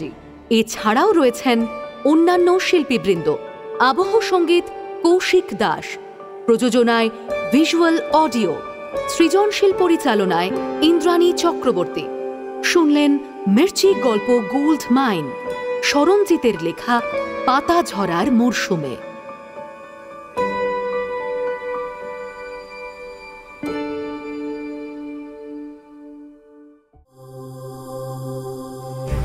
মির্চি নিবেদন গল্প গোল্ড মাইন। গল্প গোল্ড মাইন।